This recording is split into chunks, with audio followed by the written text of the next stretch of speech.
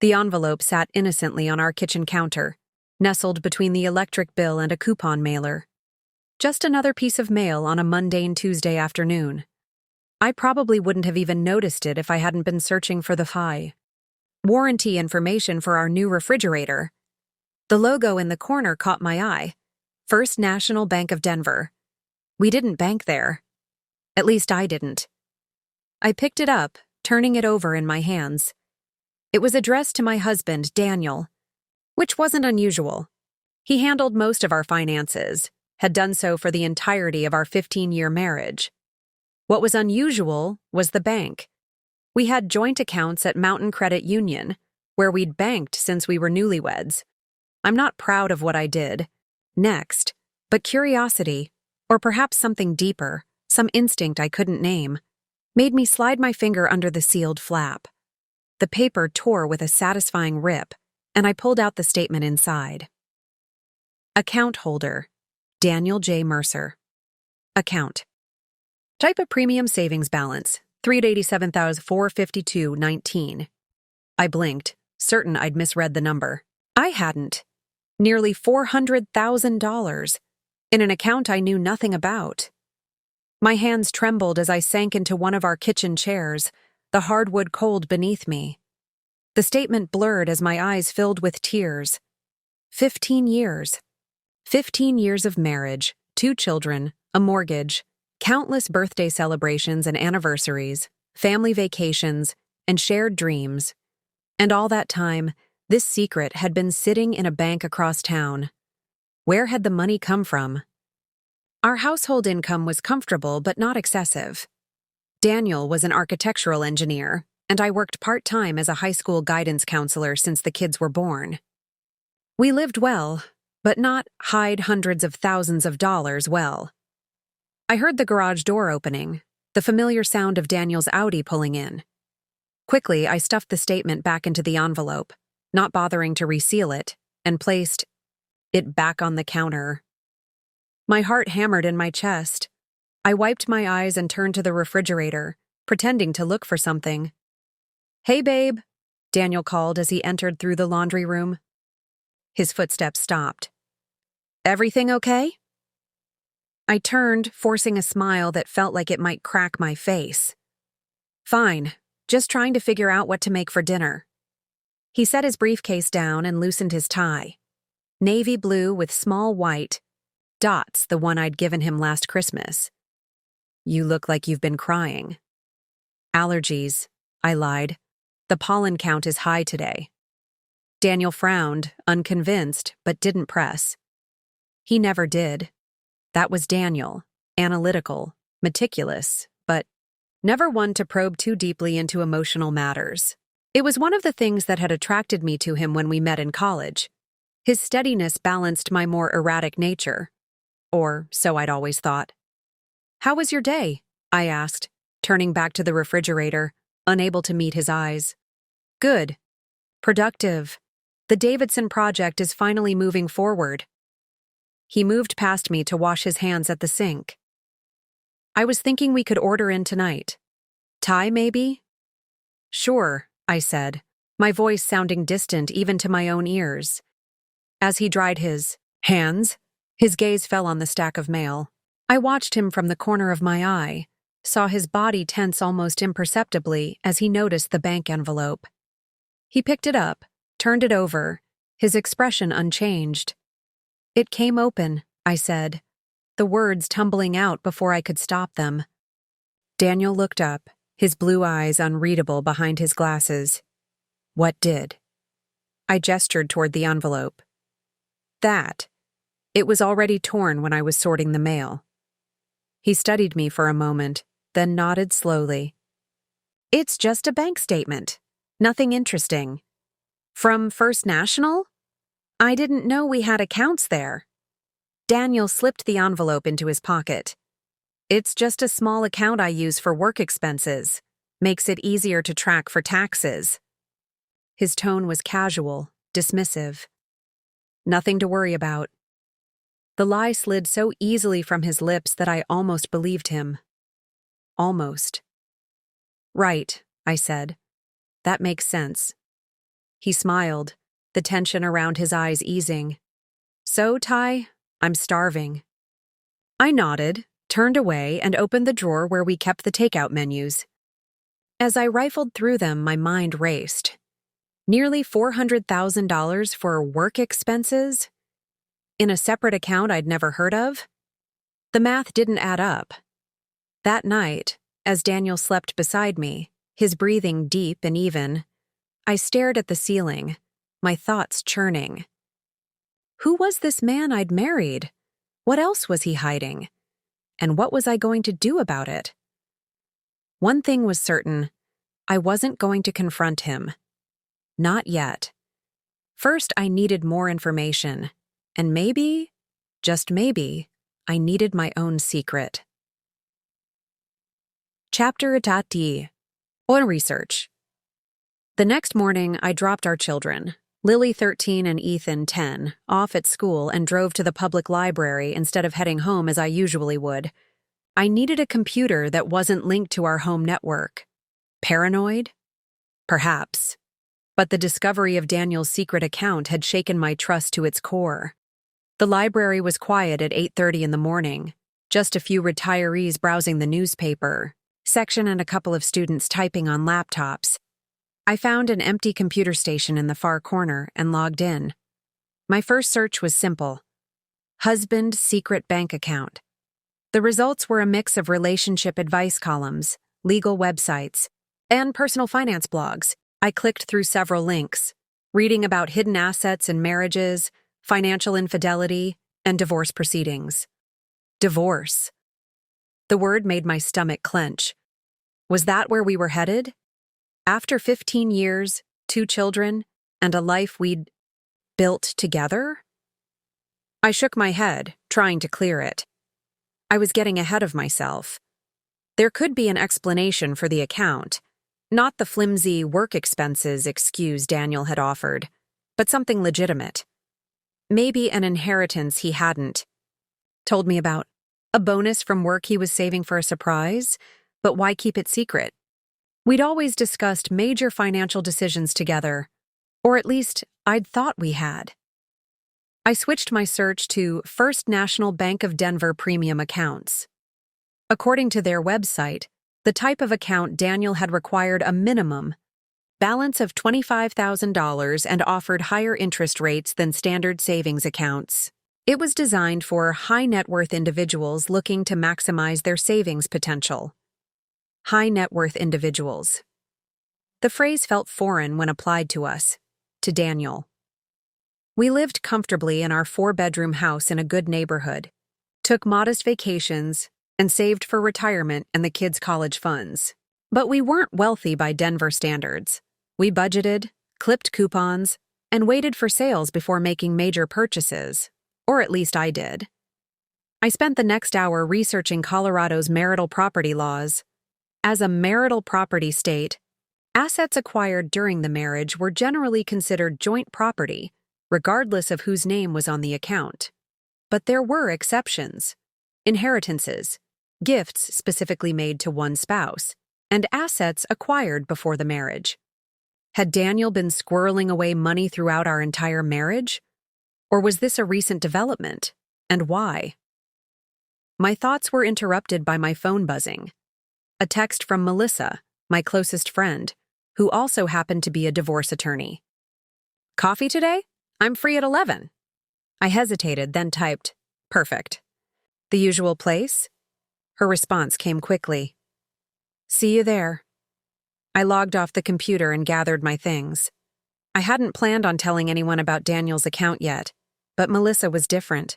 She'd been my friend since college, knew Daniel almost as long as I had, and had seen us through every stage of our relationship. If anyone could provide perspective, both personal and professional, it was her. The coffee shop was busy, but Melissa had snagged our favorite table by the window. She stood to hug me as I approached, her tailored pantsuit impeccable as always. You look tired, she said, pushing a mug toward me. I ordered your usual. Thanks. I wrapped my hands around the warm ceramic, inhaling the rich aroma of my latte. I didn't sleep well. Melissa's dark eyes studied me over the rim of her cup. Work stress? Or is Ethan still having nightmares? I hesitated, then decided to dive in. I found something yesterday, a bank statement for an account I didn't know existed. Daniel's name only, at First National. Her expression remained neutral, professional. And? It has almost $400,000 in it. Now her eyebrows rose. That's substantial. Did you ask him about it? He said it was for work expenses. I let out a short, humorless laugh. $400,000 in work expenses. Melissa set her cup down, her expression thoughtful. How did he react when you mentioned it? Casual, dismissive, like it was no big deal. And you don't believe him? It wasn't a question, but I answered anyway. No, I don't. She nodded slowly. Well, there could be innocent explanations. An inheritance, investments, that he never mentioned in 15 years of marriage. It happens, Rachel. More often than you'd think. Melissa leaned forward. Look, I'm not defending him, but before you jump to conclusions, you need more information. That's why I'm here. I met her gaze. I need your advice, Mel, as a friend and as a lawyer. She sighed, pushing a strand of dark hair behind her ear. As your friend, I'd say talk to him. Be direct. Ask for the truth. And as a lawyer? As a lawyer, I'd advise you to gather information first. Check your joint accounts, credit card statements, tax returns. Look for unexplained withdrawals or deposits. And... She hesitated. What? Consider protecting yourself financially, just in case. The implication hung between us. Just in case this was the beginning of the end of my marriage. How? I asked, my voice barely audible over the espresso machine's hiss. Open your own account. One he doesn't know about. Move some money there. Nothing drastic, but enough to give you a cushion if things go south. I stared at her, shocked. You're suggesting I do exactly what he did? Create a secret account? Melissa's expression softened. I'm suggesting you protect yourself while you figure out what's going on. It's not about revenge, Rachel. It's about security. I sipped my latte, letting her words sink in. The idea of creating my own secret felt both wrong and strangely empowering. An insurance policy. A safety net. I wouldn't have to use it, I said slowly. Unless you need to. Melissa checked her watch. I have to get back to the office. Client meeting at noon.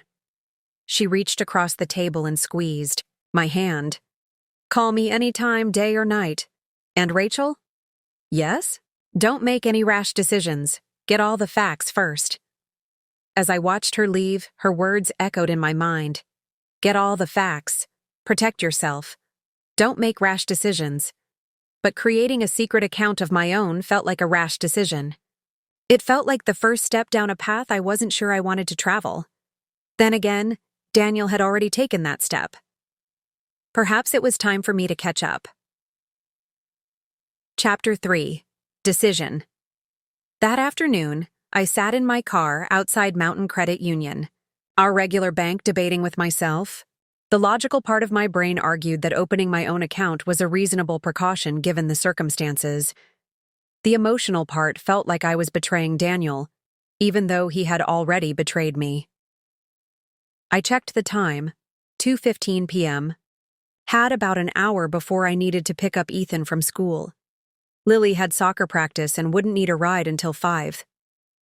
Taking a deep breath, I got out of the car and walked into the bank. The air conditioning hit me like a wall. A welcome, relief from the summer heat. A young woman at the reception desk smiled brightly. Welcome to Mountain Credit Union. How can I help you today? I'd like to speak with someone about opening a new account. Of course. May I have your name? Rachel Mercer. She typed something into her computer. It looks like you already have accounts with us, Mrs. Mercer. Yes, joint accounts with my husband. I'd like to open an individual account. If she found this request unusual, she didn't show it. Certainly. Lisa is available to help you with that. I'll let her know you're here. A few minutes later, I was seated across from Lisa, a middle-aged woman with a sensible bob and reading glasses on a chain around her neck. So, Mrs. Mercer, what type of individual account are you interested in opening today? A checking account, I think. With a debit card? Lisa nodded, typing on her keyboard. And will you be transferring funds from your joint account to open this new account? I hesitated. Would Daniel notice if I moved money from our joint account? We kept a careful budget, and while I handled day-to-day expenses, he reviewed our yacht accounts regularly. Actually, I have a separate check I'd like to deposit. This wasn't a lie. I had a check for $5,000, payment for curriculum development work I'd done for the school district over the summer. I'd been planning to deposit it into our joint account, as I always did with any money I earned. Perfect. Lisa handed me several forms. I'll just need you to fill these out. Do you want this account linked to your existing accounts for easy transfers? No, I said quickly. Then, trying to sound casual, I'd prefer to keep it separate. Lisa didn't blink an eye. That's fine, and for statements, would you prefer paper or electronic? Electronic, please. The last thing I needed was paper statements arriving at our home. As I filled out the forms, I felt a mixture of guilt and exhilaration. This was my account, mine alone. A small act of independence that felt monumental after 15 years of financial entanglement. When the process was complete, Lisa handed me a temporary debit card. Your permanent card should arrive in 7 to 10 business days. Is there anything else I can help you with today? I shook my head, thanking her, and left the bank. In my car, I sat for a moment, staring at the temporary card. Rachel A. Mercer, it read. Just my name, not linked to Daniel's. I tucked it into a hidden pocket in my wallet and started the engine. On the drive to Ethan's school, I considered my next steps. Opening the account was one thing, but what was I really planning to do? Confront Daniel? Investigate further? Or was I simply creating my own safety net, as Melissa had suggested? Ethan bounded into the car, his backpack nearly as big as he was, his face lighting up when he saw me. Mom, we had a substitute today who let us have extra recess. That's great, buddy, I said, pushing my worries aside as I pulled away from the curb. How was the rest of your day? As Ethan chattered about his classroom adventures, I found myself studying his face, so much like Daniel's, from the straight nose to the cleft in his chin. My children were half Daniel, carried his DNA, his mannerisms. Whatever happened between us would affect them too. That evening, as I prepared dinner, spaghetti and meatballs, the kids' favorite, I made a decision. I would not confront Daniel about the account yet. Instead, I would watch, wait, and gather information. I would build my own financial cushion, dollar by dollar, and I would protect my children no matter what. Daniel came home late, apologizing for missing dinner. The Davidson project is at a critical stage, he explained, loosening his tie as he kissed my cheek. We're pushing to meet the deadline. I nodded, serving him a plate I'd kept warm in the oven. The kids missed you. Lily wants to show you her science project draft. He smiled, that boyish smile that had first attracted me to him in college. I'll check on her before bedtime. As he ate, I studied him surreptitiously. Did he look guilty? Stressed? Different in any way? But he was just Daniel, my husband of 15 years, eating spaghetti at our kitchen table, talking about his day, as if everything was normal. Because for him, it was normal. His secret was still safe. He didn't know that I had created my own. Later, as we got ready for bed, Daniel emerged from the bathroom, a worried frown creasing his forehead. Have you seen my blue tie? The one with the small dots? The Christmas gift. The one he'd been wearing when I discovered the bank statement. It's probably at the dry cleaners. I lied, knowing perfectly well it was in his closet, third rack. From the left. He nodded, accepting my explanation without question. Probably. I'll check tomorrow. As he slipped into bed beside me, reaching for his book, I felt a strange calm settle over me. I had taken the first step toward… what? Independence? Divorce? Or simply self-protection? Time would tell. For now, I had my secret, just as Daniel had his. And somehow, that felt like power. Chapter 4. Reconnaissance. Over the next few weeks, I settled into a new routine. On the surface, nothing had changed. I still managed our home, cared for the children, worked my part-time hours at the high school, and played the role of devoted wife. But beneath this facade, I was conducting a careful investigation into our finances. Every time Daniel left his laptop unattended, I checked his email for bank correspondence. When he was in the shower, I photographed credit card statements with my phone. During my lunch breaks at work, I researched financial fraud and hidden assets. And twice a week, I deposited small amounts into my secret account, nothing that would be missed from our joint funds, but enough to slowly build my safety net.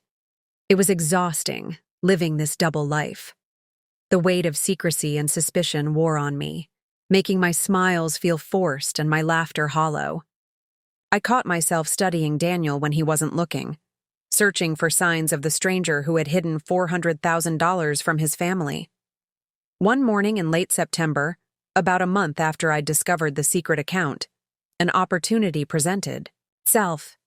Daniel had an early breakfast meeting and had rushed out before 7 a.m., leaving his phone charging on the nightstand. He never left his phone. With trembling hands, I picked it up. It was locked, of course. I tried the obvious password first, Lily's birthday, but was denied access. Next, I tried Ethan's birthday. Again, denied. Our anniversary? No. The date. We met?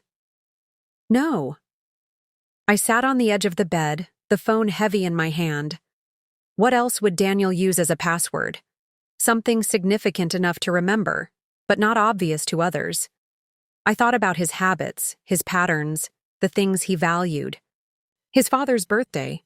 Daniel had been close to his father, who had passed away 5 years earlier. I entered the date, 05/17/1948. The phone unlocked. My breath caught. I had expected more resistance, more security. But then, why would Daniel be overly cautious? He had no reason to suspect I would violate his privacy like this. Guilt flickered through me, quickly smothered by determination. He started this, I whispered to the empty room, as if that justified my actions. I opened his email app, searching for communications from First National Bank. Nothing recent.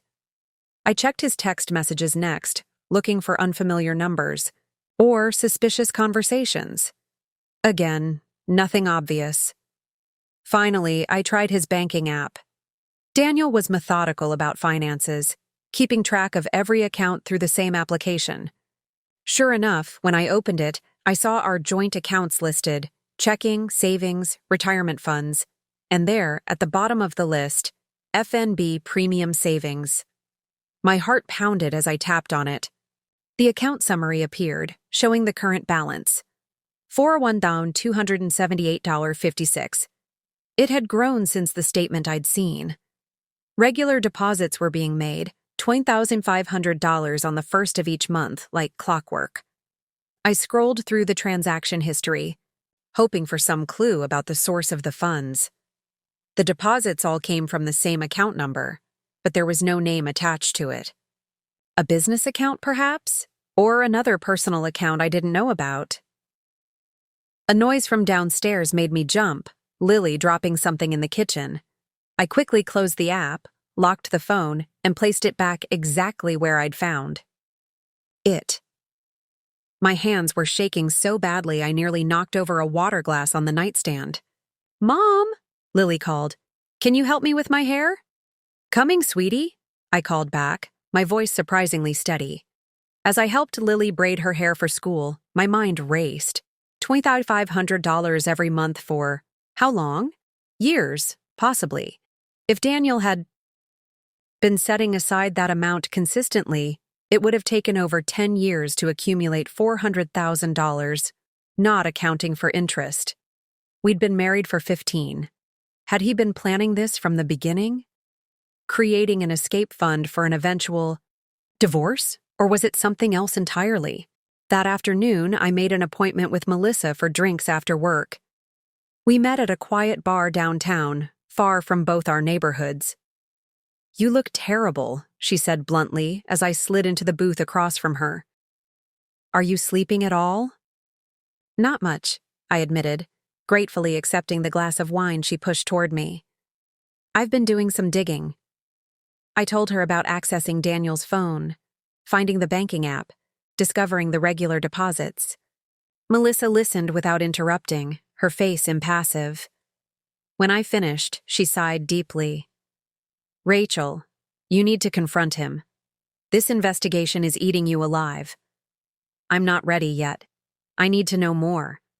Where is the money coming from? What is he planning to do with it?" "Does it matter?" Melissa leaned forward. "Whatever the explanation, he kept it from you. That's the issue here." I sipped my wine, considering her words. "It matters to me. If it's an inheritance or something legitimate, maybe we can work through this. But if he's been systematically hiding income, planning to leave?" My voice caught on the last word. "And what about your account? Have you been adding to it?" I nodded. "A little. Nothing compared to his, obviously. About 2,000 so far." "It's a start." Melissa tapped her nails against her glass, thinking. "What does your gut tell you? Is Daniel having an affair? Planning to leave?" The questions hit me like physical blows. "I don't know. He seems the same as always. Attentive to the kids, affectionate with me. Maybe a bit more distracted lately, but he's busy at work."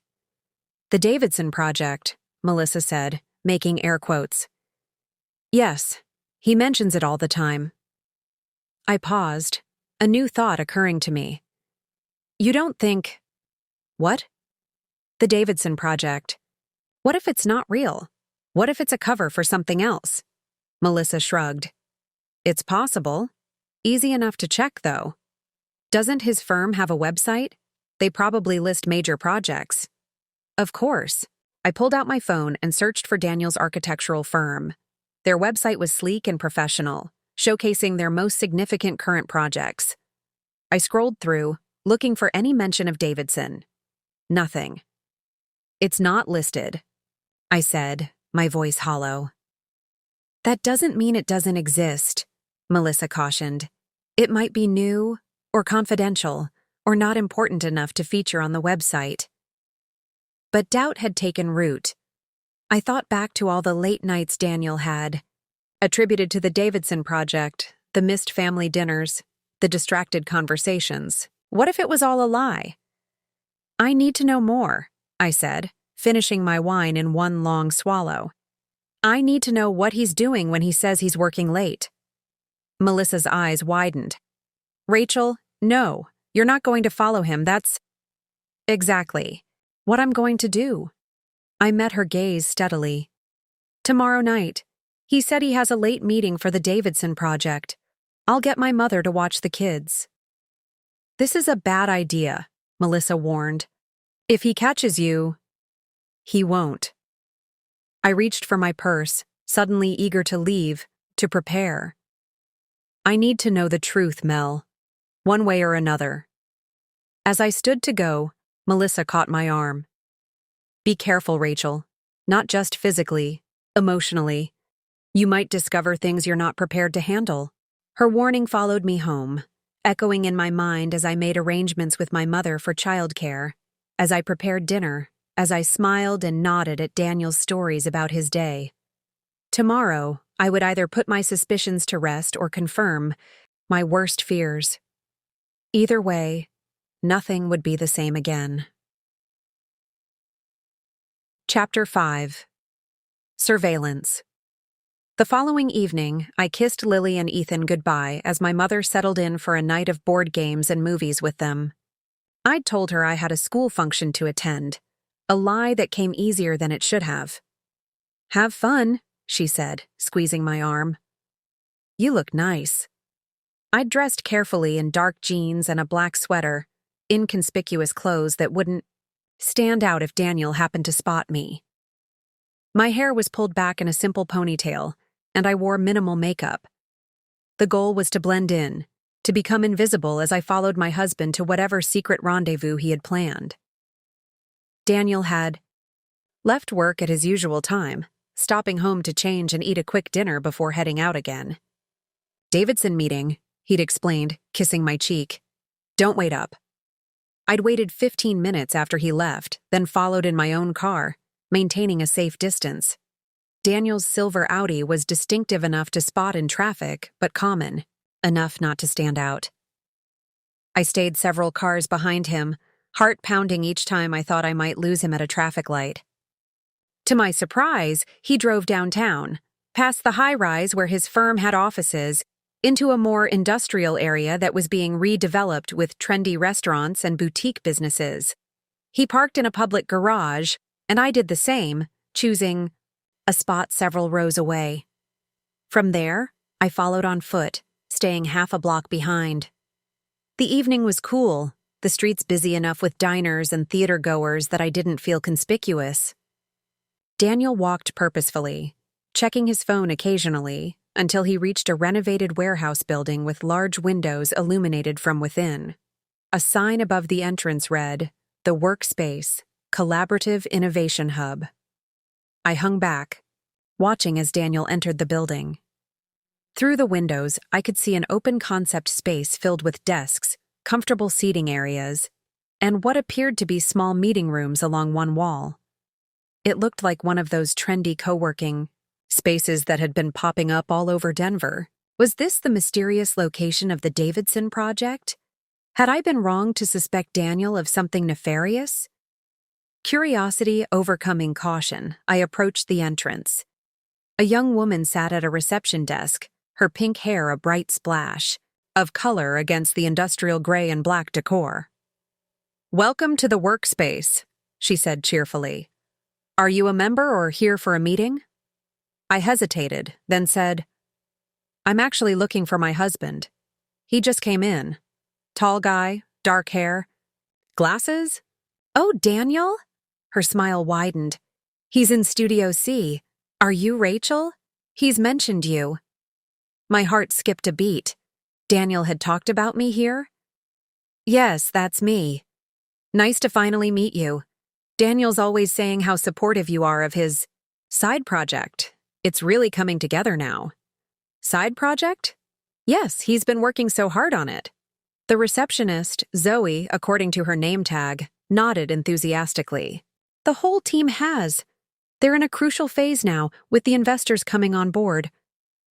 Investors. Team. This was clearly more than an architectural project for his firm. But what exactly was Daniel involved in? "Could you point me to Studio C? I brought him something he forgot at home." I patted my purse, implying it contained whatever fictional item Daniel needed. "Of course, down the hall, third door on the right. They might be in the middle of something, though. The coding sessions can get pretty intense." Coding sessions? Daniel wasn't a programmer. His architectural work involved computer modeling, but actual coding was outside his expertise as far as I knew. I thanked Zoe and walked down the hallway, my mind spinning. As I approached Studio C, I slowed, hearing voices from within. Through the partly open door, I could see several people gathered around a large table covered with laptops, tablets, and papers. Daniel was standing, gesturing to something on a whiteboard covered with diagrams and what looked like mathematical equations. Beside him stood a woman with curly black hair, nodding as she made notes on a tablet. "The algorithm needs refinement," Daniel was saying, "but the basic model is sound. If we can optimize the response time, we'll be ready for the demo next month."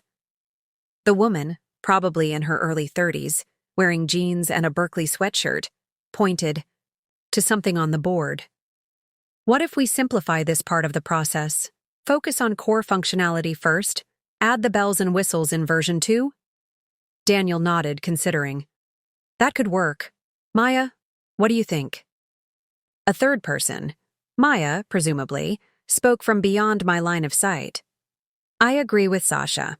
Let's get the MVP ready for the investors. We can expand the feature set later. This was a business meeting, not a romantic rendezvous. Relief flooded through me, immediately followed by confusion. What kind of project was this? Why had Daniel kept it secret? And most importantly, where did the money in the hidden account come from? I backed away from the door, not wanting to be discovered eavesdropping. As I retreated, my phone buzzed loudly in my purse. I fumbled to silence it, but not before several heads turned toward the doorway, including Daniel's. Our eyes met, his widening in shock as he recognized me. For a moment he seemed frozen in place, a deer caught in headlights. Then his expression shifted to something I couldn't quite read. Guilt? Resignation? Anger? Rachel? He said, his voice carrying clearly into the hallway. The others in the room looked between us, confusion evident on their faces. I stood rooted to the spot, embarrassment and indignation warring within me. Daniel excused himself and stepped into the hallway, pulling the door closed behind him. "What are you doing here?" he asked, his voice low. I lifted my chin, abandoning any pretense. I could ask you the same thing. What is this, Daniel? What? Are you working on that so secret you couldn't tell your wife about it? He ran a hand through his hair, a nervous gesture I'd seen countless times over our years together. It's complicated. I've got time, I said, crossing my arms. Plenty of it, in fact. Daniel glanced back at the closed door, then took my elbow, gently guiding me toward an empty meeting room across the hall. Let's not do this here. Once inside, he closed the door and leaned against it, studying me with an unreadable expression. How did you find me? I followed you, I admitted. After I found your secret bank account. His face paled. The statement. You did open it. It was already open, I lied automatically, then shook my head. No, that's not true. I opened it. I saw the balance, Daniel. Almost $400,000 that you never mentioned to me. Money that could have paid off our mortgage, funded the kids' college accounts, or a dozen other things. Rachel, he began, but I cut him off. Who is Sasha and Maya? What is this place? What have you been doing here all these nights when... You said you were working on the Davidson project? Daniel sighed heavily, moving to sit on one of the chairs clustered around a small table. The Davidson project doesn't exist. At least, not at my firm. This is what I've been working on. Startup. A startup, I repeated flatly. He nodded.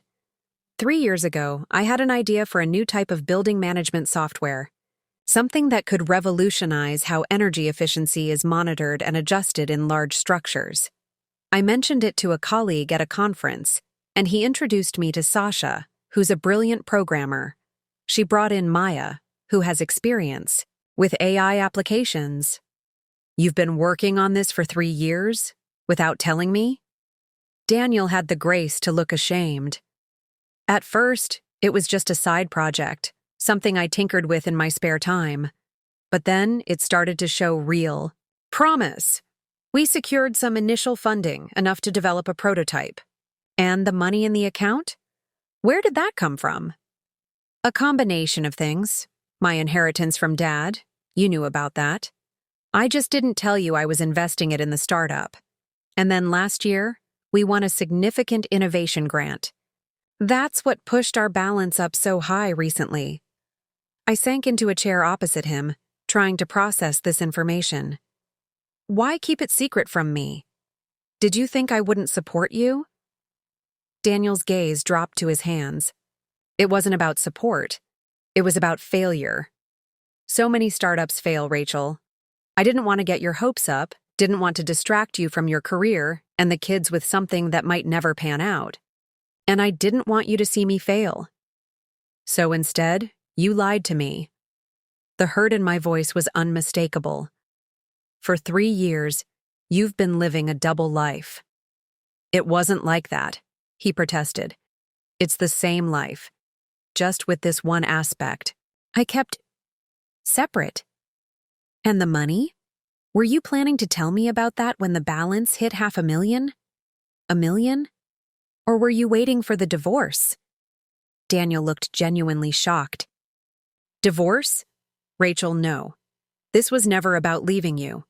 The money is for our future, all of us. If the startup succeeds, we could be set for life. The kids' college funds, our retirement, maybe even that cabin in the mountains you've always wanted. I wanted to believe him. Part of me did. But the secrecy still stung, a betrayal that couldn't be easily dismissed.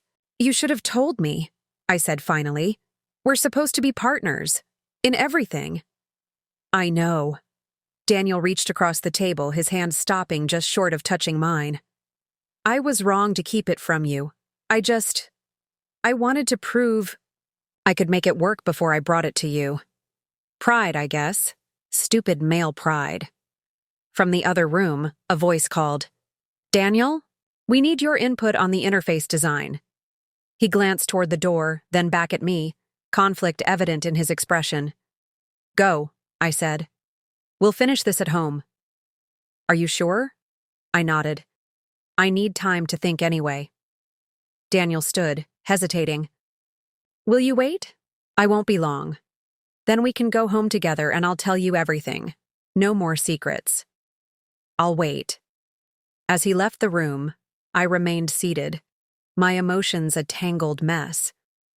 Relief that there was no affair, anger at the deception, curiosity about this secret project that had consumed so much of my husband's time and energy, and somewhere beneath it all, a small, uncomfortable question. Did I have the right to be indignant when I had my own secret account now? Chapter 6. Revelation. 30 minutes later, Daniel emerged from Studio C with a tablet and a determined expression. He found me in the building's small cafe, nursing a cup of tea. Ready for the full tour? He asked, a tentative smile on his face. I nodded, standing. Show me what's been worth lying to your family for 3 years. His smile faltered, but he led me back to Studio C, now empty except for Sasha, who was gathering her things. Sasha, this is my wife, Rachel, Daniel said, his hand at the small of my back, a gesture so familiar I almost leaned into it before remembering my anger. Sasha looked up, her expression brightening. The famous Rachel, it's great to finally meet you. Daniel talks about you and the kids all the time. I managed a tight smile. Funny, he's never mentioned you. An awkward silence fell. Sasha glanced between us, then grabbed her backpack. I should head out. Early meeting tomorrow with the UX team. Daniel can show you the prototype. It's really impressive. Your husband is a genius with spatial algorithms. After she left, Daniel gestured to the large digital display on one wall. Let me show you what we've been building. For the next hour, Daniel walked me through their project.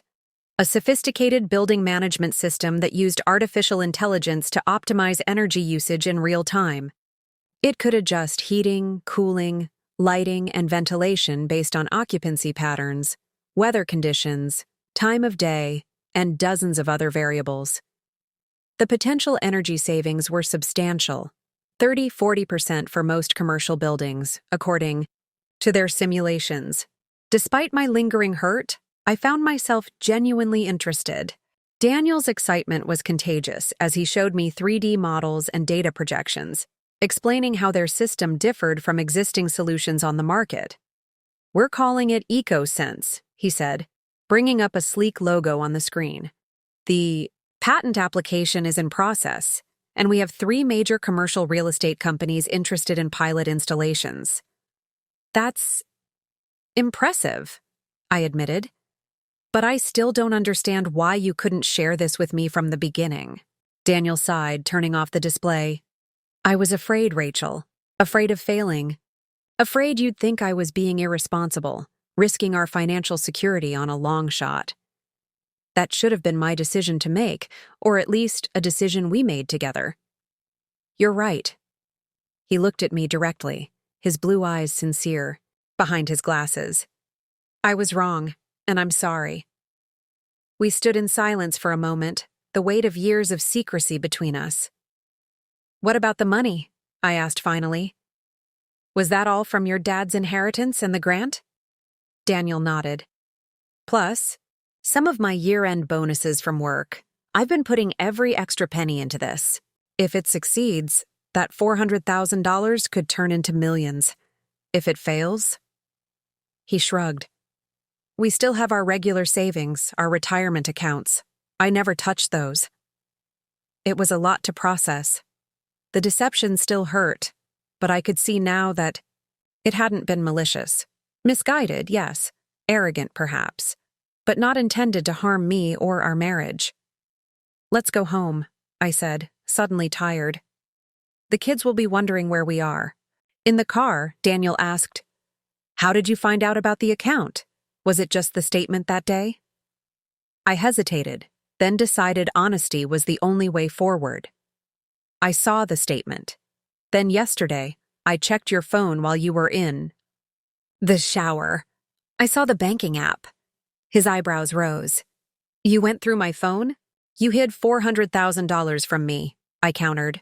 Don't act surprised that it led to trust issues. He had the grace to concede the point with a nod. Fair enough. We drove in silence for a while, each lost in our own thoughts.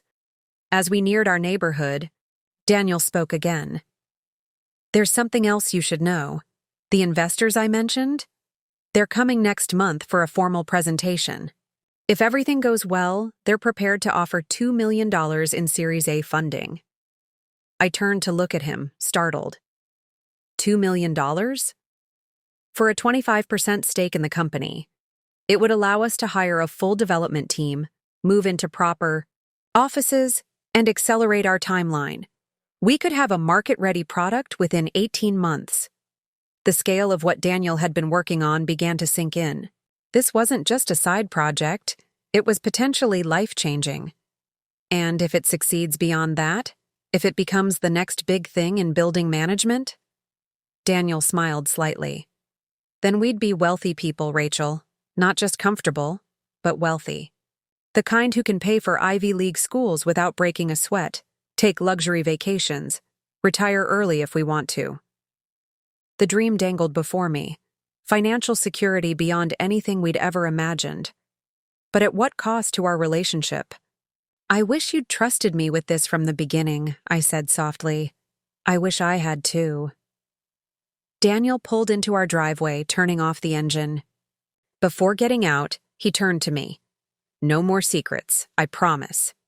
The irony of his words hit me like a physical blow. I had a secret of my own now, my hidden account with its modest $2,000 balance. As we walked to the front door, I debated whether to tell him immediately or wait for a better moment. My mother greeted us, reporting that the kids were already in bed. They tried to wait up for you, but Ethan was falling asleep on the couch. After she left, Daniel and I moved to the kitchen. He opened a bottle of wine, pouring 2 glasses. To honesty, he said, raising his glass. I hesitated, then clinked, my glass against his. Daniel, there's something I need to tell you. His expression grew wary. What is it? After I found out about your account, I opened one of my own, a separate account that you don't have access to. He set down his glass slowly. You did what? It's small, just about $2,000. But it felt like insurance. I was scared, Daniel. I didn't know what your secret meant. Whether you were planning to leave us. Daniel's face went through a series of emotions. Shock, hurt, anger, and finally, a reluctant understanding. I guess I deserved that, he said after a long moment. I created the situation that made you feel you needed protection from me. I nodded, relieved that he wasn't more upset. I was going to close it now that I know the truth about your account, but... But? I took a deep breath. But maybe I should keep it. Not out of distrust, but because having my own money, even a small amount, feels good. It feels like independence. Daniel studied me, considering. Is that what you want? Independence from me? Not from you. Independence within our partnership. Does that make sense? He nodded slowly. I think it does, and it's fair. I've had my own account for years. You should have the same freedom. It wasn't the reaction I'd expected. Part of me had anticipated defensiveness, perhaps even anger. Instead, Daniel was showing a level of understanding that made me wonder if I'd underestimated him all along. Thank you, I said, meaning it. For understanding. Daniel reached across the counter, taking my hand. I've spent 3 years working on a project that could change our lives, but none of it matters if I lose you in the process. His words touched something deep inside me, a place that had been wounded by his deception but wasn't beyond healing. You haven't lost me, I assured him, but things need to change. No more separate lives. No more secrets. Agreed. He squeezed my hand. Starting tomorrow, I want you to meet the whole team. Learn about EcoSense from the ground up. If you're interested, you could even get involved. Involved? How? Daniel's eyes lit up. We're going to need someone to develop educational materials for building managers, to help them understand and use the system effectively. Someone who knows how to translate complex information into accessible formats. Someone like a guidance counselor who works with different learning styles every day. The idea was intriguing. I'd never considered applying my educational background to a tech startup. You think I could contribute? I know you could. Plus, it would give us more time together. You could come to the workspace a couple of evenings a week, once the kids are done with homework. For the first time since discovering the bank statement, I felt a flicker of excitement about our future. Not just relief that my marriage wasn't ending, but genuine anticipation about what might lie ahead. I'd like that, I said. I'd like to be part of this with you. Daniel smiled, a smile that reminded me of our early days together, full of hope and shared dreams. Partners again? I nodded, raising my wine glass once more. Partners, in everything. As we clinked glasses, I realized that our journey was far from over. Trust, once broken, doesn't mend overnight. But we had taken the first steps toward rebuilding what had been damaged, and perhaps creating something even stronger in its place. Chapter 7. Integration. The next few weeks brought dramatic changes to our family dynamic. True to his word, Daniel integrated me into the EcoSense project, introducing me to the entire team and explaining my potential role in developing training materials. Maya, the AI specialist, and Sasha, the lead programmer, welcomed me warmly, seemingly relieved that Daniel's secret life was now in the open. We've been telling him for months to bring you on board, Maya confided during a coffee break. The way he talks about you, we knew you'd be an asset. I found myself spending 2 evenings a week at the workspace, while Daniel's mother, newly recruited into our expanding circle of confidants, watched the children. The work was challenging but rewarding, pushing me to apply my educational expertise in new ways. I created learning modules for building managers, developed assessment tools to measure comprehension of the system, and contributed ideas for making the user interface more intuitive. At home, our conversations took on a new dimension. Instead of the usual discussions about the children's activities or household logistics, we found ourselves excitedly debating UI design elements over dinner, or brainstorming marketing strategies while loading the dishwasher. Lily and Ethan, initially confused by our sudden shared enthusiasm for computer stuff, gradually adjusted to the new normal.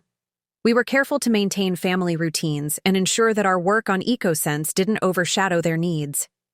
If anything, Our renewed connection as a couple seemed to benefit them as well. The household atmosphere was lighter, more energetic. My secret account remained open, with Daniel's full knowledge and support. We agreed that while our financial future was potentially brightening, financial independence for both of us within the marriage was healthy. I continued making small deposits, viewing it now not as an emergency escape fund, but as my personal savings for whatever might come. As October turned to November, preparations for the investor presentation intensified.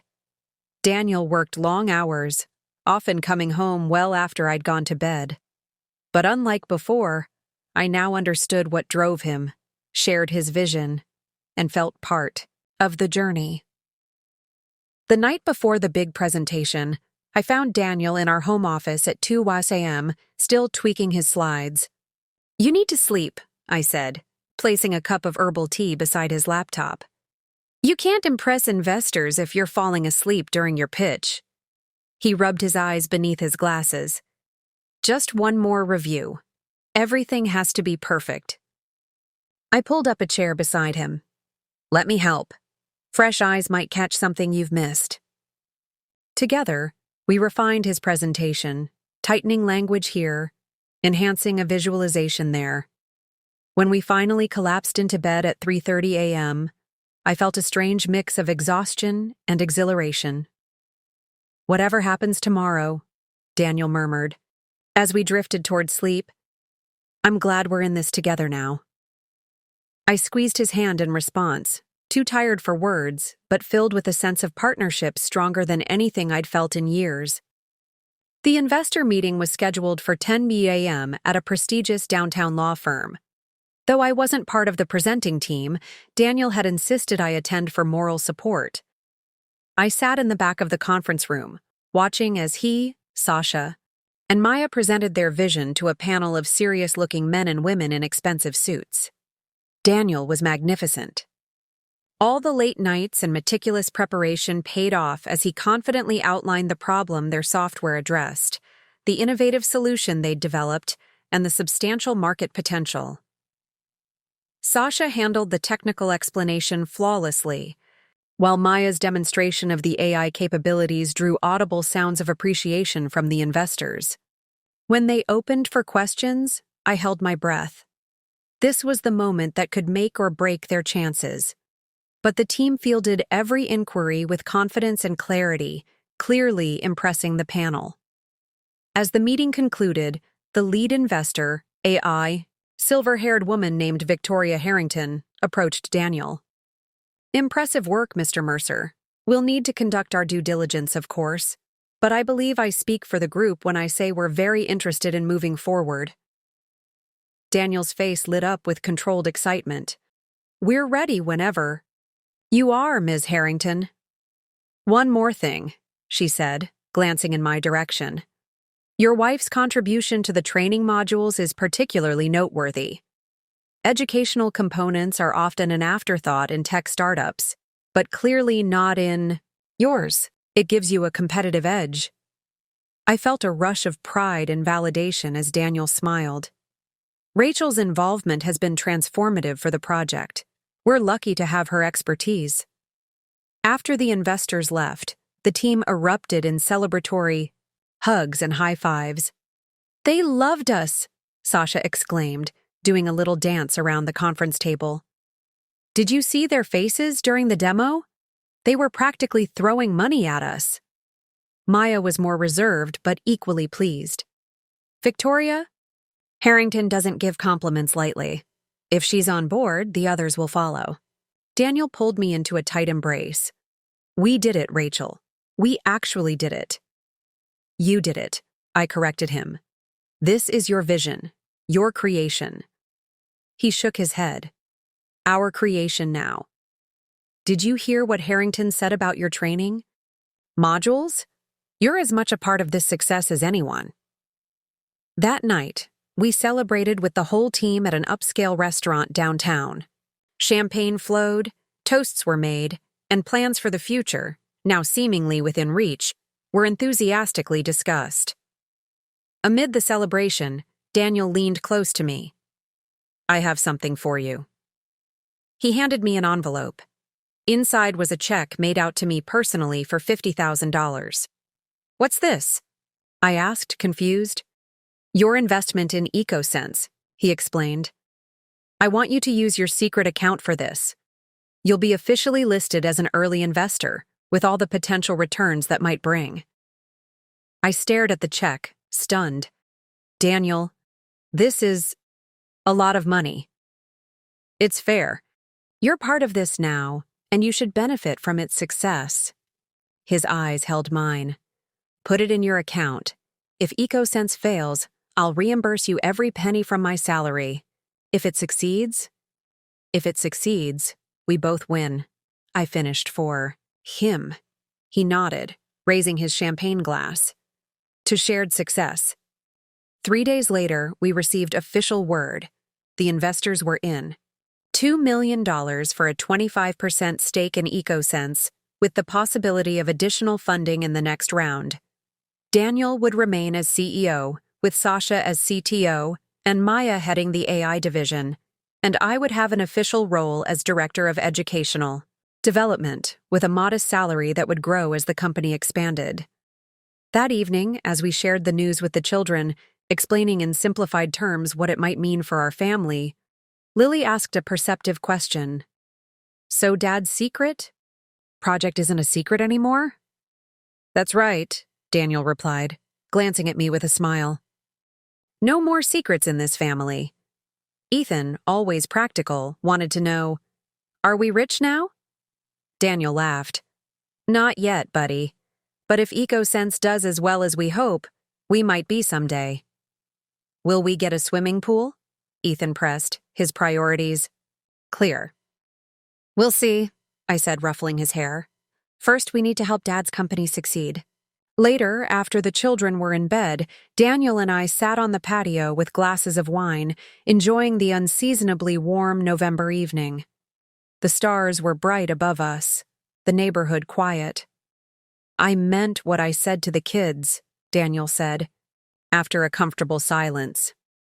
No more secrets. I nodded, sipping my wine.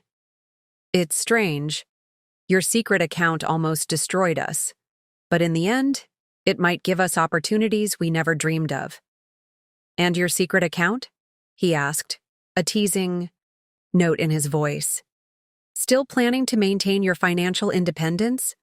Absolutely, I said with mock seriousness. A woman needs her own resources, especially when her husband is a secret tech entrepreneur.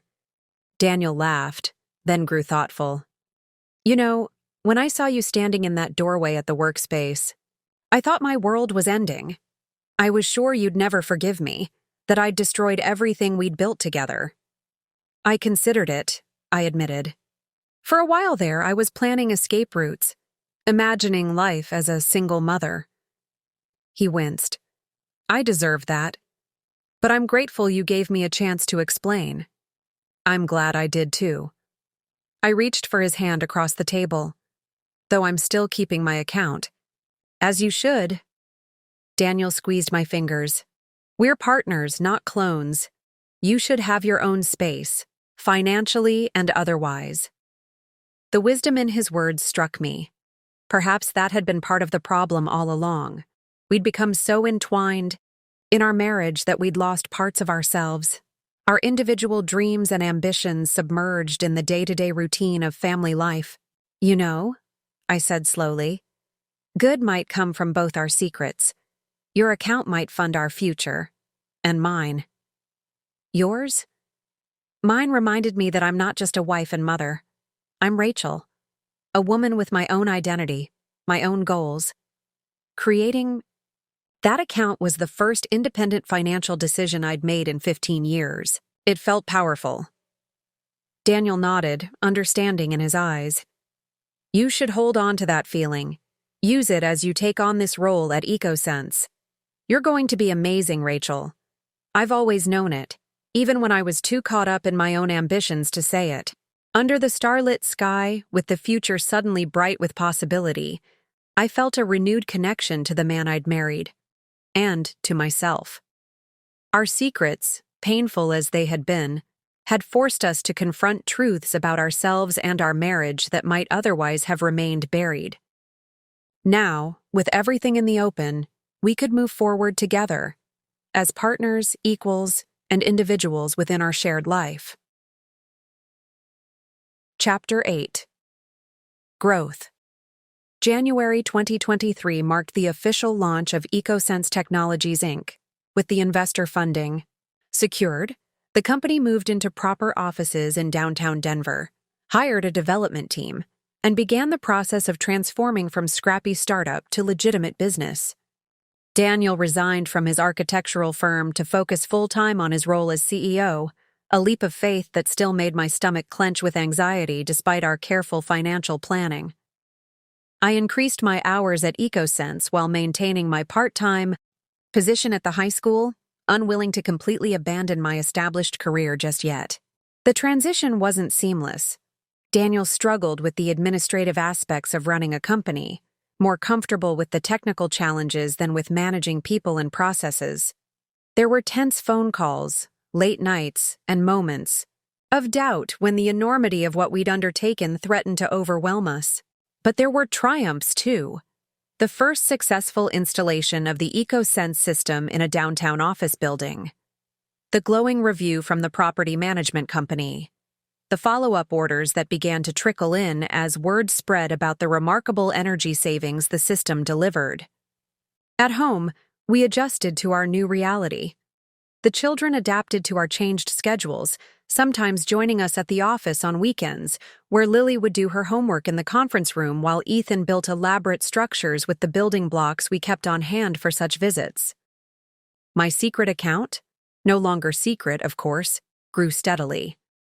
The $50,000 investment Daniel had given me was formally registered as part of my ownership stake in EcoSense, currently worth only the initial amount, but with potential for significant growth if the company succeeded. One evening in March, as we prepared dinner together, a rare moment of domestic normalcy in our increasingly hectic lives, Daniel brought up a topic we'd been avoiding. I think it's time we moved the money from the First National account. I paused in chopping vegetables. To where? Our joint savings mostly, some into college funds for the kids. And maybe some for a down payment on a cabin in the mountains? The one you've always wanted? The suggestion caught me off guard. The mountain cabin had been a dream of mine for years, a peaceful retreat where we could escape the city, where the children could experience nature, where I imagined us eventually spending our retirement years. Are you sure? That money is your safety net for EcoSense. Daniel shook his head. Not anymore. The investor funding covers our runway for at least 18 months. And if we need more, we can seek additional investment. That money belongs to our family now, not just to my business aspirations. The symbolism wasn't lost on me. Moving the funds from his secret account into our shared future represented a final step in healing the breach his deception had created. All right, I agreed. But let's keep some in reserve, just in case. Startups are notoriously unpredictable. He smiled, recognizing my practical nature. Fair enough. How about half for the cabin and kids' college funds, half in a joint investment account for emergencies? Deal. I returned to chopping vegetables, a sense of contentment settling over me. When should we start looking at properties? This weekend. We could drive up to Evergreen, see what's available in our price range. And so, on a crisp March Saturday, we found ourselves winding through the foothills west of Denver, meeting with a real estate agent who specialized in mountain properties. The children were excited about the prospect of a vacation home, already, planning summer adventures and winter ski trips. The fourth property we viewed captured my heart immediately, a 3-bedroom log cabin nestled among pine trees, with a wraparound deck and views of Mount Evans in the distance. It needed work. The kitchen was outdated, the bathrooms basic, but the structure was sound, and the location was perfect, private yet accessible. What do you think? Daniel asked as we stood on the deck, the children exploring the surrounding woods under the watchful eye of the real estate agent. It's perfect, I admitted. But can we afford it, with everything else going on? Daniel pulled out his phone, showing me a spreadsheet he'd prepared. If we use $100,000 from the First National account as a down payment, our mortgage would be manageable, even with my reduced salary and your part-time hours. I studied the numbers, impressed as always by his meticulous planning. You've thought this through. I have, he acknowledged.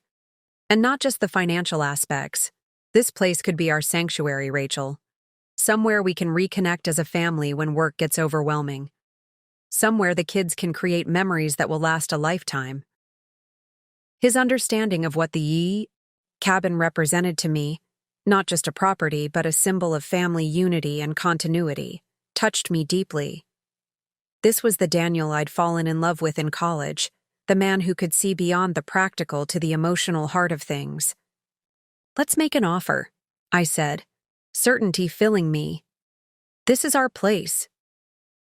2 weeks later, we signed the closing papers. The cabin was ours. As we drove up that weekend to properly explore our new property, I reflected on the journey that had brought us here.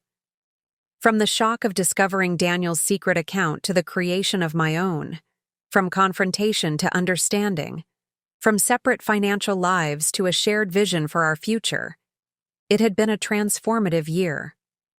As I unlocked the cabin's front door, Lily and Ethan rushed past me, eager to claim their bedrooms and explore every corner of their new weekend home.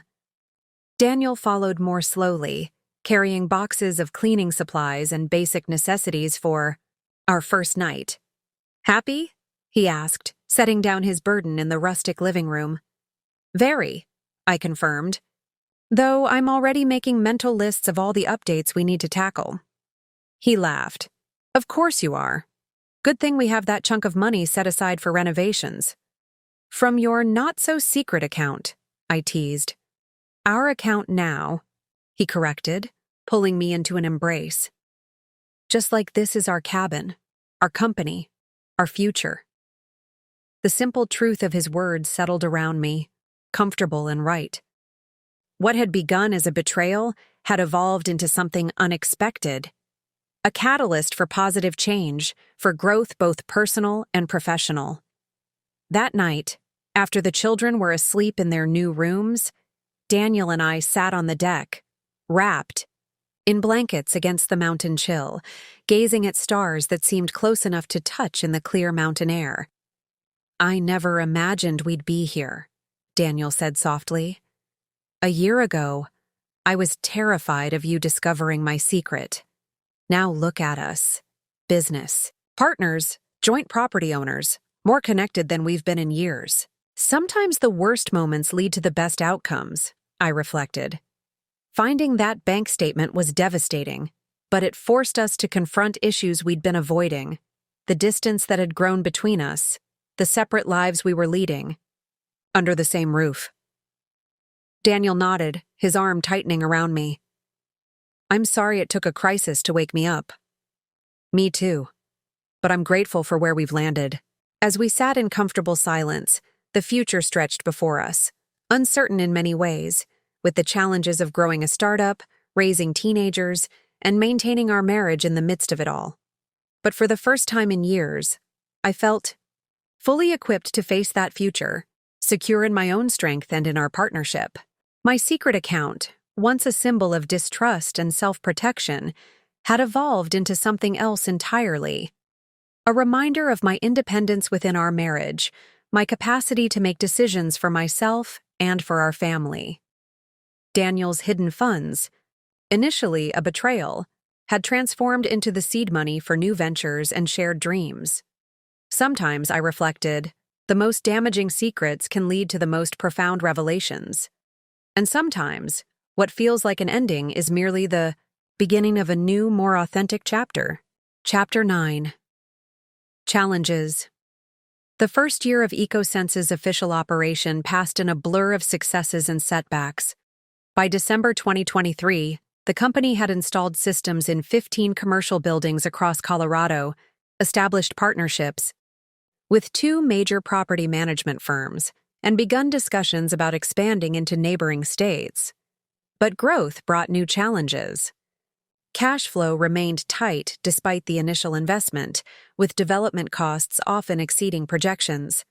The technical team, now numbering 12 people, struggled with integration issues in older buildings, and Daniel, thrust into a leadership role he hadn't been fully prepared for, worked punishing hours trying to keep everything on track.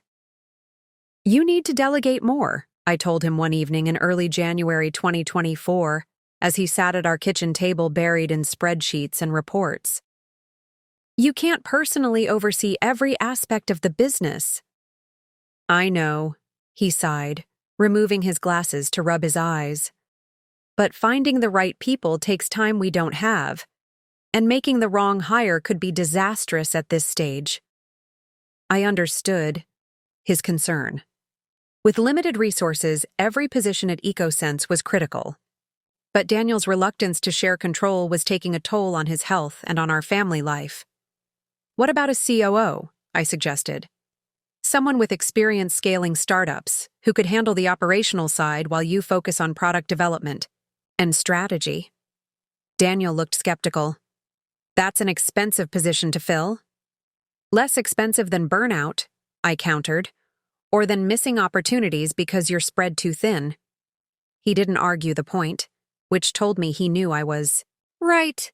The next day, he asked Maya and Sasha to help draft a job description for a chief operating officer. Meanwhile, I faced my own professional dilemma. My role at EcoSense had expanded beyond educational materials to include customer success management, ensuring clients understood and fully utilized the system's capabilities. The work was stimulating and impactful, making it increasingly difficult to justify maintaining my position at the high school. "You should go full-time with EcoSense," Daniel suggested when I voiced my conflicted feelings. "The company can afford your salary now, and we need you." "But I've been at the school for over a decade," I said. "I have relationships with those students, colleagues I care about." "And you've made a difference there," he acknowledged. "But think about the impact you could have at EcoSense. Every building we outfit reduces carbon emissions significantly. That's a legacy that affects everyone's future, including your students." His argument was compelling. After much reflection, I submitted my resignation to the school principal, agreeing to stay through the end of the academic year in May. The decision was bittersweet, closing a significant chapter of my professional life while opening another. At home, our children were navigating their own transitions. Lily, now 14, was in her first year of high school, suddenly more interested in friends and social activities than family time. Ethan, at 11, was developing a passion for computer programming, inspired by watching the EcoSense team at work. Our mountain cabin became our refuge, the place where we reconnected as a family away from the demands of the business. We spent weekends hiking in summer, skiing in winter, and gradually renovating the property to make it our own. My secret account, which I now thought of as my independence fund, helped finance some of the improvements, a contribution that gave me particular satisfaction. In February, EcoSense reached a significant milestone, our first quarter of profitability. It was modest, just $27,000 in net income, but symbolically important. We celebrated with a company dinner where Daniel publicly acknowledged the team's hard work and sacrifices. "Most startups never reach profitability," he noted in his toast. "The fact that we've done so in just over a year of official operation is extraordinary. It's a testament to everyone in this room." As glasses clinked around the table, I felt a surge of pride in Daniel, in the team we'd assembled, and in my own contributions to this success. But the celebration was short-lived. The following week, we received word that a competitor had launched a similar building management system, undercutting our pricing by 15%. Worse, their marketing materials contained language and concepts strikingly similar to ours. "They've copied us," Sasha fumed during an emergency strategy meeting.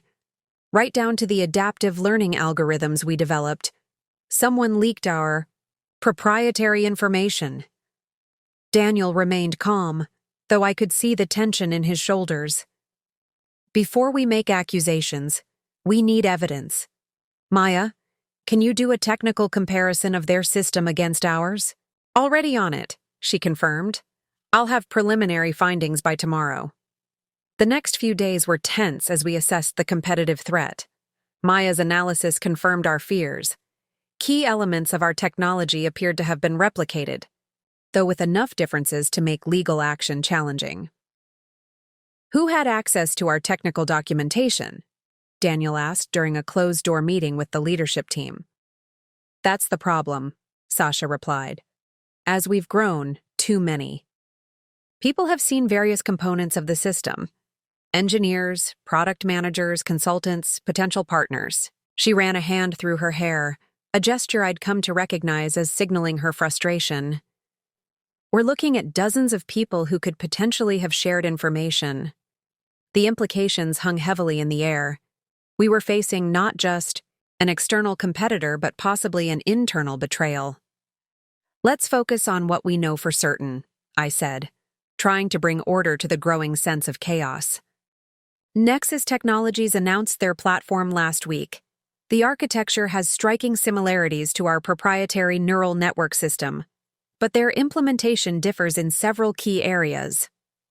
Maya nodded, pulling up a side-by-side comparison on the main screen. Their routing algorithm is nearly identical to our second-generation design, not the current version we're running, but the one we finalized about 8 months ago. Their data compression methods show the same fingerprints as our preliminary research, but they've actually improved on our approach in some interesting ways. So, they didn't just steal our work, Daniel observed grimly. They understood it well enough to iterate on it. Exactly, Maya confirmed. This isn't a simple case of someone walking out with our codebase. Whoever provided insights to Nexus has a deep understanding of our theoretical foundations. A chill ran through the room. That significantly narrowed the field of potential sources and pointed the finger at our core team. What's our exposure? Asked Thomas, our CFO, ever focused on the bottom line. How much market share are we likely to lose? Sasha pulled up a projection graph that immediately caused a collective intake of breath. Conservative estimates put it at 25% of our anticipated growth over the next 2 years. If they execute well and beat us to the European expansion, it could be as high as 40%. That's not just a setback, Thomas said quietly. That's an existential threat. He wasn't exaggerating. We had built Quantum Dynamics from nothing to a valuation of nearly $2 billion in just under 5 years. But our growth trajectory, and the continued confidence of our investors, depended on maintaining our technological edge. If Nexus could offer a comparable solution, our biggest differentiator would vanish overnight. We need to approach this methodically, I said, though my mind was racing with the implications. First priority is damage control. Maya, accelerate the deployment of our third-generation architecture. If they're working from our older designs, we need to leap ahead. We can push the timeline up by about 6 weeks, Maya replied, but rushing, it further risks introducing critical flaws. 6 weeks will have to do. Thomas, prepare the board for potentially turbulent quarters ahead. We need to get ahead of any panic. Thomas nodded, already typing notes into his tablet. Daniel, I want a complete security audit. Who accessed what files, when, and from where? And Sasha, reach out discreetly to your industry contacts. Let's find out if anyone knows how Nexus made this sudden technological leap. What about legal options? Daniel asked. I've already consulted with Brennan, I said, referring to our chief counsel. Without smoking gun evidence of theft, we're on shaky ground. The core algorithms have enough differences to create reasonable doubt about infringement. The meeting continued for another hour as we dissected our vulnerability and formulated our response. By the end, we had a plan. Not an ideal one, but the best we could do under the circumstances. As the team filed out, Sasha lingered behind. I'd worked with her since the earliest days of Quantum Dynamics, when we were just 5 people in a converted warehouse with more ambition than funding. She knew me well enough to see past my composed exterior. "You have a theory," she said quietly, once we were alone. Not a question. I nodded, walking to the window that overlooked the San Francisco skyline. Evan Chen. Sasha's silence confirmed my suspicion that she'd been thinking the same thing. Evan had been our lead architect for the neural network system until his abrupt departure 6 months ago. A brilliant engineer with an unparalleled understanding of our technology and a deep resentment over what he perceived as insufficient recognition for his contributions. He signed an NDA, Sasha reminded me, though her tone suggested she placed little faith in that protection. So did everyone else who might have done this, I replied. NDAs only matter if you can prove violation and if the other party has something to lose. I turned back to face her. The timing fits. Evan leaves, and 6 months later, Nexus unveils a platform with uncanny similarities to our architecture. But not identical, Sasha pointed out. If Evan wanted to hurt us, why not give them our exact system? That was the question that had been nagging at me as well. Because he's too smart for that. Direct copying would make the legal case straightforward. This way, Nexus gets the benefit of our research while maintaining plausible deniability. Sasha moved to stand beside me at the window. What's our next move? We stick to the plan we outlined with the team. Accelerate our technology, shore up our market position, investigate the leak. I paused. And I'm going to have a conversation with Jason Wright. Her eyebrows rose. The CEO of Nexus? You think he'll tell you anything useful? Probably not intentionally, but sometimes what isn't said reveals more than what is. Sasha looked skeptical but nodded. Just be careful. If they did get our tech through corporate espionage, they won't hesitate to use anything you say against us. Trust me, I said with more confidence than I felt. I'll choose my words very carefully. After she left, I remained at the window, watching the afternoon fog roll in from the bay, gradually obscuring the city below. It was an apt metaphor for our current situation, clarity giving way to uncertainty, familiar landmarks disappearing from view. Quantum dynamics was my life's work. I had sacrificed everything to build it: my marriage, time with my aging parents, any semblance of work-life balance.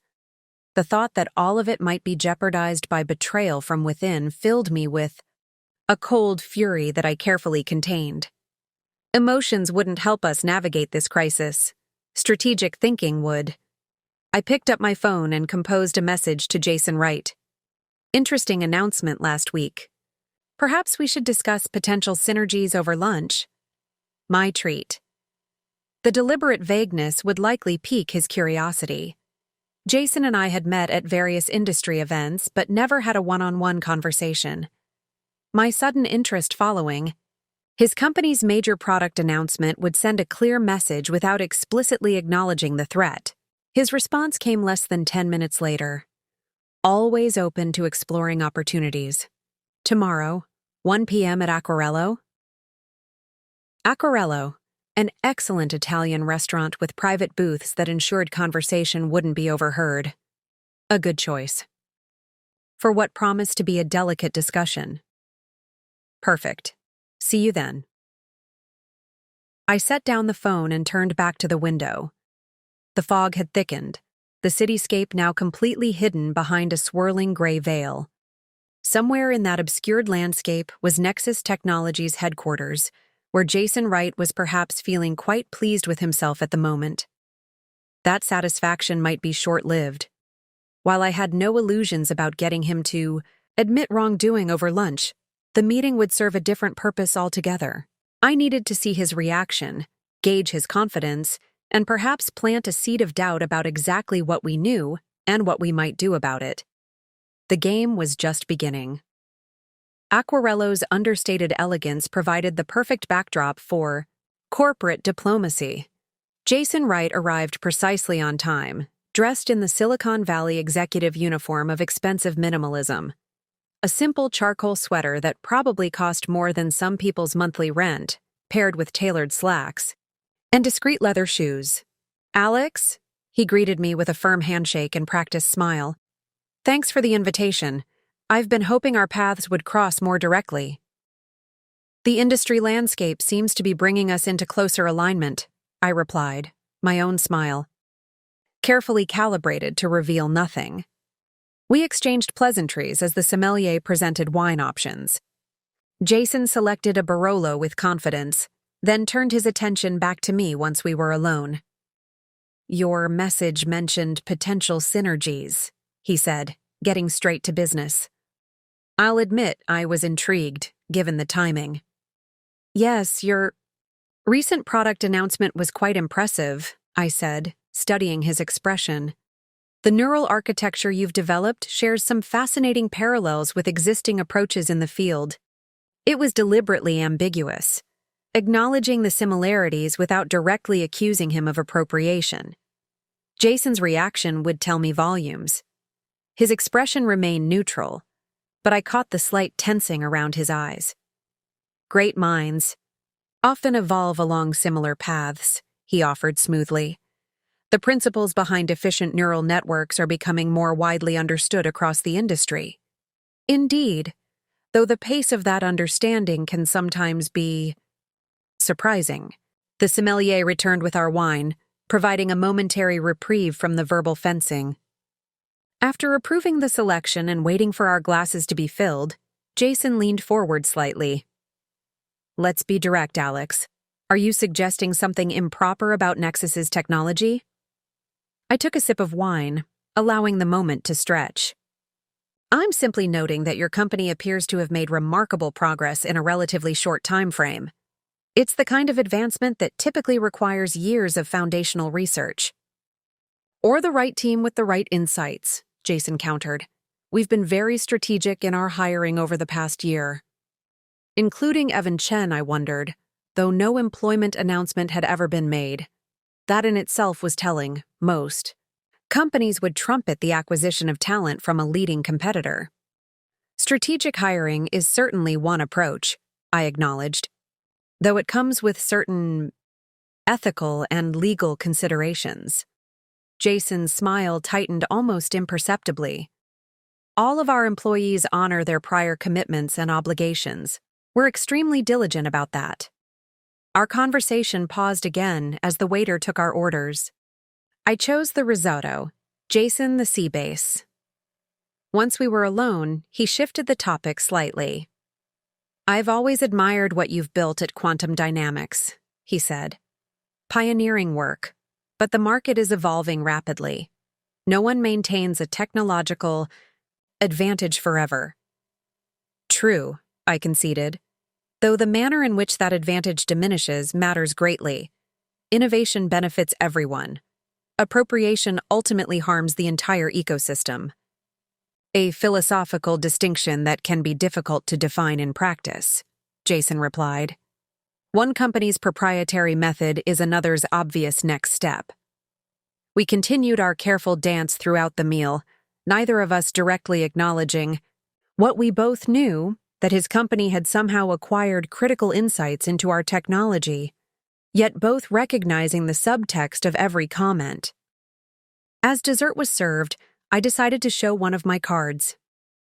"We're implementing our third-generation architecture next month," I mentioned casually.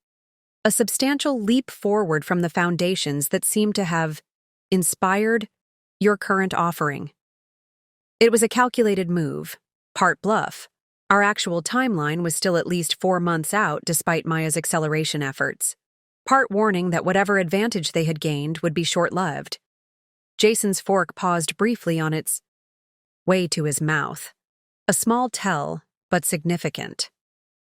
"Continuous improvement is the nature of our industry," he said after a moment. "We have our own development roadmap that I'm quite confident in." "I'm sure you do," I replied amicably. "Though roadmaps occasionally need to be recalculated when the terrain changes unexpectedly." As we finished our meal and prepared to part ways, Jason fixed me with a penetrating look. "Was there an actual business purpose to this lunch, Alex? Or was it merely to send a message?" "Can't it be both?" I smiled, signing the bill. Our companies are now competitors, but that doesn't preclude potential collaboration in certain areas. I wanted to establish a direct channel of communication. And the message? He pressed. I met his gaze steadily. That we're paying very close attention to the similarities between our technologies, that we're accelerating our own innovation cycle, and that we have resources and determination that shouldn't be underestimated. Jason nodded slowly. Message received, and I hope you received mine as well. Nexus isn't backing down, regardless of any concerns you might have about our approach. We shook hands with the outward appearance of cordial professional respect, both fully aware of the contest now formally joined between us. One last thing, I said as he turned to leave. If you happen to speak with any former Quantum Dynamics employees, you might mention that we're conducting a thorough security audit. Digital trails have a way of emerging when you know where to look. It was a shot in the dark, but his momentary hesitation before responding told me it had hit closer to the mark than he wanted to reveal. I'll keep that in mind, he said evenly. Good afternoon, Alex. As I watched him walk away, I felt reasonably satisfied with the encounter. I hadn't expected a confession, but I'd confirmed my suspicions about Evan's likely involvement and planted some seeds of concern about what evidence we might uncover. More importantly, I'd signaled that we wouldn't be passive victims in this situation. My phone vibrated with a message from Maya. Need to see you ASAP. Found something in the server logs. Perhaps those digital trails were already emerging. I paid the bill quickly and headed back to the office, my mind racing with possibilities. If Maya had found concrete evidence linking our data breach to Nexus, it could change everything. It's not what we expected, Maya said as soon as I entered her office. The space reflected her personality, meticulously organized despite the apparent chaos of multiple monitors displaying dense code and visualizations, incomprehensible to anyone without her specialized knowledge. What did you find? I asked, settling into the chair across from her desk. She pulled up a series of log files on her main screen. I've been running deep pattern analysis on all access to our neural network documentation for the past 18 months. Looking for anomalies, unauthorized queries, that sort of thing. And? There's nothing from Evan that raises red flags. His access patterns were consistent with his role until his departure, and he didn't download anything unusual in his final weeks. That was surprising. So, if not Evan, then who? Maya's expression grew troubled. That's where it gets complicated. I found a pattern of subtle probing attempts against our repositories starting about 10 months ago. Very sophisticated. They would have gone unnoticed in routine security monitoring. External hacking? That would potentially shift our focus from internal betrayal to cybersecurity breach. Initially, that's what I thought, Maya said. But the access points originated within our network. Someone with legitimate credentials was methodically exploring the boundaries of their access privileges, occasionally extending into restricted areas. She pulled up another visualization, a timeline with colored nodes representing different access events. See this pattern? Repeated small incursions, each one probing a little further, then retreating. It's like someone mapping the edges of our security perimeter from the inside. I leaned closer, studying the pattern. Do we know who? That's where it gets even more disturbing. Maya clicked on one of the nodes, expanding it to show the associated metadata. The credentials belong to multiple different employees, but the behavioral fingerprint is identical across all these events. Meaning someone compromised multiple employee accounts? Or someone very carefully covered their tracks by using others' credentials when they could. Maya looked up at me, her expression grave. Either way, this wasn't opportunistic. It was a calculated, patient campaign to access our core intellectual property. And did they succeed? I asked, though I already suspected the answer. Maya nodded grimly. About 7 months ago, there was a series of access events to our most sensitive architecture documents. The pattern suggests a complete extraction of the second-generation neural network designs, exactly what Nexus seems to have replicated. Can you trace it to a specific individual? Not definitively. The final extractions were executed through a compromised admin account during a system maintenance window, very carefully timed to blend in with legitimate administrative activities. I absorbed this information, its implications rippling outward. This wasn't just an opportunistic theft by a disgruntled former employee. It was a sophisticated operation that suggested professional corporate espionage. We need to involve law enforcement, I said after a moment. This goes beyond civil infringement into criminal territory. Maya looked uncertain. The evidence is strong from a technical perspective, but it's still circumstantial. We can prove our system was compromised and data was extracted. Proving that Nexus received and used that specific data would be much harder. She was right, of course. The burden of proof would be substantial, and involving authorities would immediately become public, potentially spooking our investors and customers before we had concrete results. Keep digging, I instructed. Focus on identifying the original point of compromise. If someone used multiple employee credentials, there must be a common vector, shared devices, physical access patterns, something. I've already started that analysis, Maya confirmed. But there's something else you should know. She hesitated, clearly uncomfortable with what she was about to share. The timing and sophistication of these activities align with when Jeremiah Collins joined the company. That pulled me up short. Jeremiah was our VP of Business Development, brought on specifically to help us expand into new markets. He had access to our technical documentation as part of his role in evaluating partnership opportunities, though not at the deepest architectural level. That's a serious allegation, I said carefully.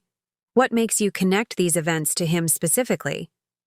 Several of the compromised credentials belonged to people who worked closely with him, and the pattern of exploration focused particularly on the technologies we were considering for our European expansion, exactly the market where Nexus is now positioning to compete with us.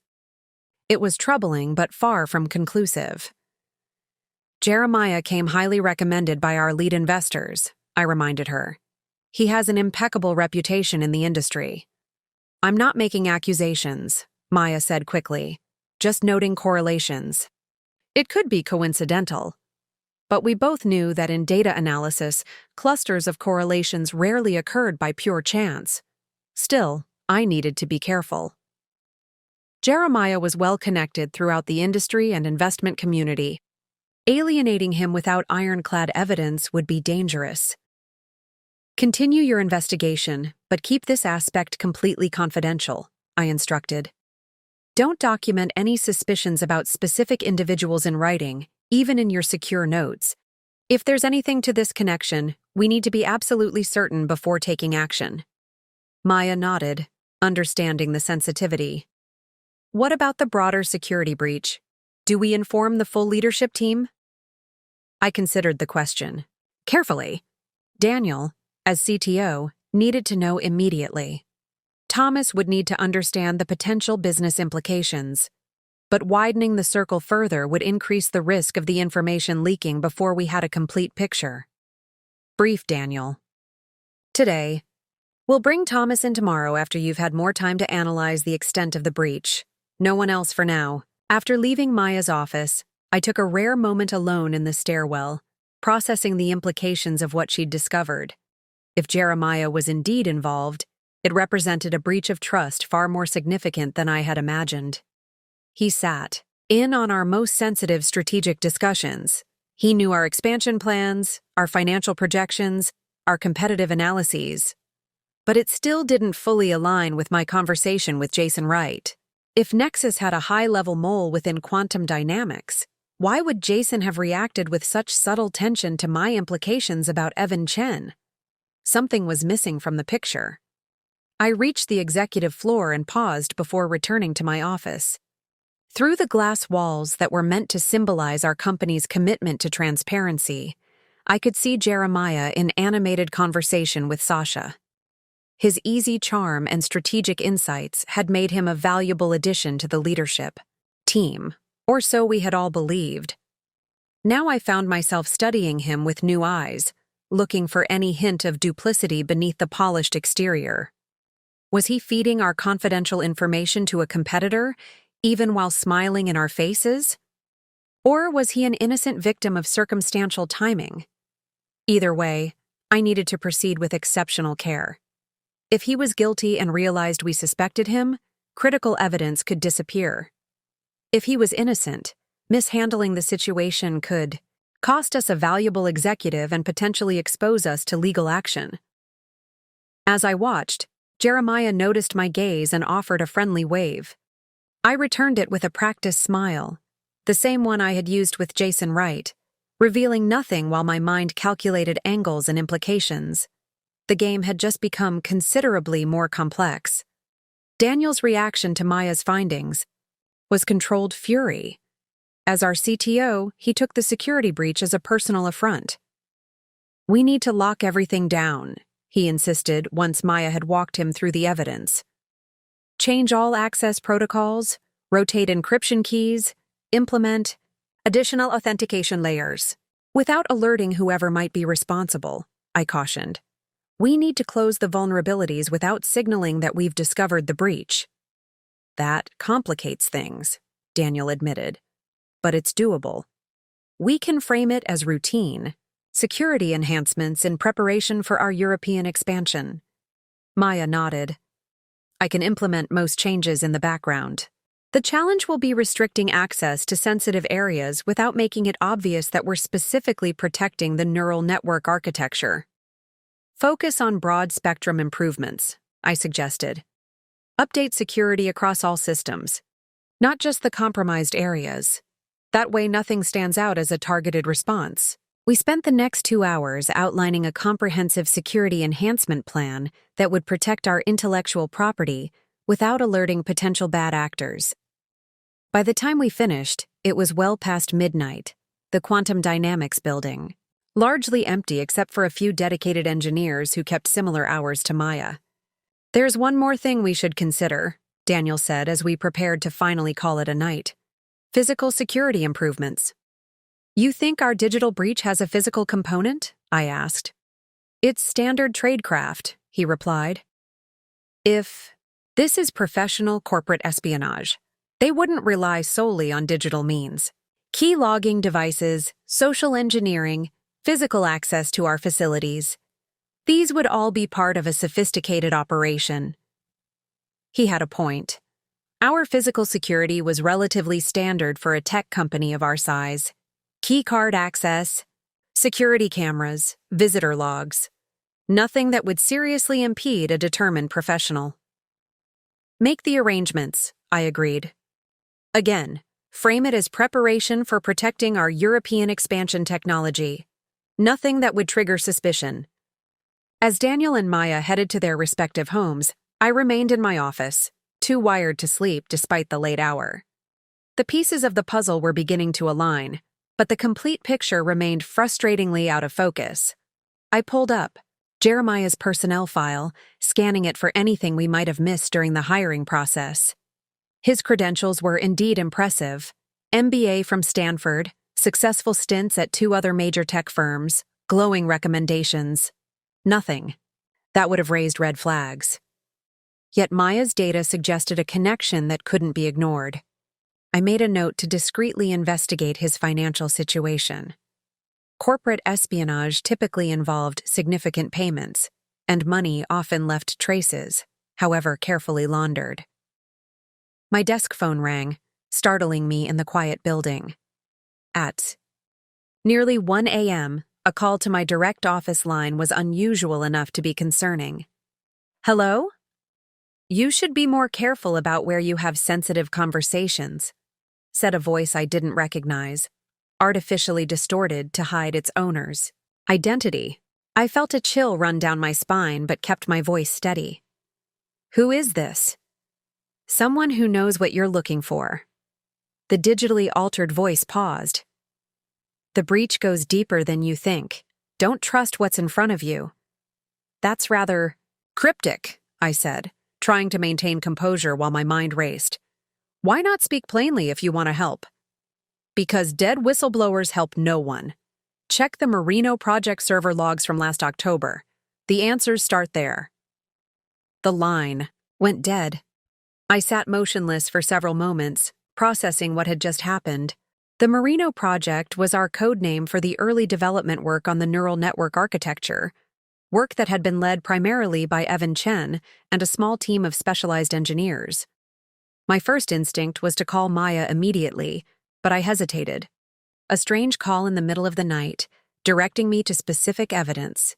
It could be a legitimate whistleblower, but it could also be an attempt to mislead our investigation or even plant false evidence. Instead, I made a careful note of the exact message and locked it in my desk. This development would require thoughtful consideration before taking action. For now, I would keep it to myself. As I finally prepared to leave, a notification popped up on my phone, an email from Jason Wright, sent just minutes ago. Alex, enlightening conversation today. After further reflection, I believe a more substantial discussion about our respective technologies might benefit both organizations. Perhaps a formal meeting between technical teams next week? Let me know your thoughts. The timing, so soon after the anonymous call, sent another wave of unease through me. Was Jason reaching out? Because he'd learned we were investigating the breach. Was this an attempt to gauge how much we knew? Or was it legitimate interest in potential collaboration? I left the message unanswered for now. Better to let Jason wonder about my response while we continued our investigation. In the chess game unfolding between our companies, patience and careful positioning would be critical. The night security guard nodded respectfully as I exited the building. Working late again, Mr. Rivera? Just wrapping up a few things, Eddie, I replied with a tired smile. Everything quiet tonight? Yes, sir. Though there was one unusual thing. A maintenance crew came by around 11 p.m. Said they were scheduled to check the HVAC system on the executive floor. I frowned slightly. Was that on the schedule? Eddie checked his log. Yes, sir. Request came through the facilities management system yesterday. All proper authorizations. I see. Thank you, Eddie. As I walked to my car, my sense of unease deepened. A maintenance crew accessing the executive floor late at night? Immediately before an anonymous call to my direct line? It seemed unlikely to be coincidence. I called Daniel from my car. I need you to check something first thing tomorrow. See if there was a legitimate maintenance request for tonight, and if so, who authorized it. You think someone used it as cover to access our offices? Daniel asked, immediately grasping the implication despite the late hour. Just a hunch, but after what Maya found, we can't be too careful.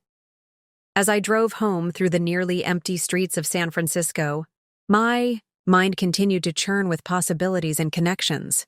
The anonymous caller, Jason's email, the maintenance crew, separate threads that seemed to be weaving together into a more complex pattern than we had initially suspected.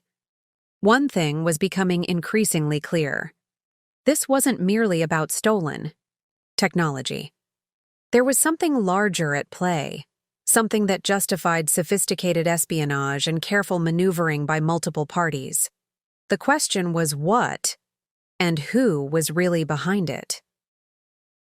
I arrived home to my empty apartment just after 2 a.m., the silence a stark contrast to the mental noise of unresolved questions and theories.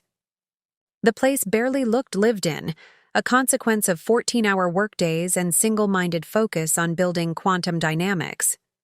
Sometimes I wondered why I maintained the expensive Nob Hill address when a cot in my office would have been more practical. Too wired to sleep, I poured a modest glass of bourbon and stepped onto the balcony. The city stretched before me, a tapestry of lights against the darkness of the bay. Somewhere out there were answers to the questions plaguing me. My phone rang. Sasha. A bit late for a social call, I answered.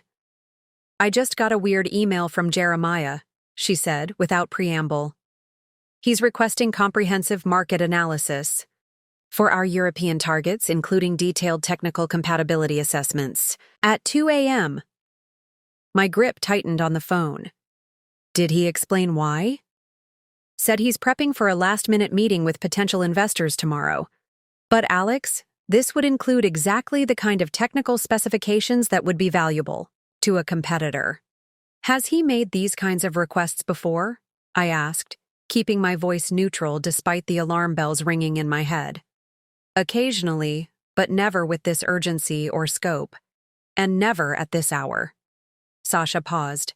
Given what's happening with Nexus, it caught my attention. Tell him you'll have it for him first thing tomorrow, I instructed. Then come to my office before sending anything. We'll discuss it then. After hanging up, I immediately called Daniel again. I need the security upgrades implemented by morning. Priority on protecting our European market technical specifications. That's pushing it, Daniel said, but we'll make it happen. What's going on? Jeremiah just made an urgent request for precisely the information a competitor would need to undercut our European expansion. Damn, Daniel breathed. Maya's suspicions might be right. Maybe, but we need to be certain before we make any accusations. Sleep was now entirely out of the question. I spent the remaining hours until dawn reviewing everything we knew, looking for patterns and connections that might reveal the full scope of what we were facing. The anonymous caller's reference to the Marino project nagged at me, a specific lead that could either clarify the situation or lead us further astray. By 6 a.m., I was back in the office, where I found Maya already at her desk, dark circles under her eyes suggesting she'd gotten no more rest than I had. Couldn't sleep, she explained unnecessarily. I kept thinking about those access patterns. Any new insights? Maybe. She pulled up a complex visualization. I expanded the timeline and found something interesting. The probing of our systems didn't begin with Jeremiah's arrival. It started about 6 weeks earlier, but the sophisticated pattern, the one that eventually succeeded in extracting our architecture, that began shortly after he joined. Suggesting what? That someone had already targeted us and Jeremiah's arrival provided the opportunity they needed? Maya nodded. That's my working theory. The initial attempts were fairly standard, probing for common vulnerabilities, testing password protocols. Amateur hour, relatively speaking. Then suddenly, the approach becomes much more sophisticated, with intimate knowledge of our internal systems. An inside man, I murmured. It fits the pattern, Maya agreed. But there's something else. She hesitated. I looked into the Marino project logs from last October like you asked. I hadn't shared the anonymous call with her. How did you know to check that? She looked confused. Your email last night. You sent me a message around 1:30 a.m. asking me to check those specific logs. I didn't send any email last night. Our eyes met in shared understanding of the implication. Someone had spoofed my email address to direct Maya's investigation. Show me what you found anyway, I said, pushing aside the disturbing question of who had impersonated me and how. Maya pulled up another set of logs. There was a series of authorized accesses to the core Marino files by Evan Chen, which is expected given his role. But embedded within those legitimate activities was something unusual. Copies of the files were being simultaneously synced to an external repository. Evan was stealing the files? That's what it looked like at first. Glance. But when I dug deeper, I found that the synchronization was established using Evan's credentials, but activated when he wasn't even in the building. Someone else was using his authorized access as cover. Can you trace who? Maya shook her head. The trail's been carefully obscured. But here's where it gets really interesting. The external repository matches digital fingerprints found in other corporate espionage cases linked to Meridian Group. That was unexpected. Meridian Group was one of the largest technology investment firms in the world, and one of our major backers. They had led our Series B funding round and held a significant position on our cap table. "Are you certain about that connection?" I asked, the implications expanding rapidly in my mind. "The technical signature is identical to methods documented in a confidential cybersecurity report on the Landmark Technologies breach last year. That case was never publicly attributed, but forensic evidence pointed to Meridian-affiliated actors." The picture was beginning to clarify, and it was more disturbing than I had imagined.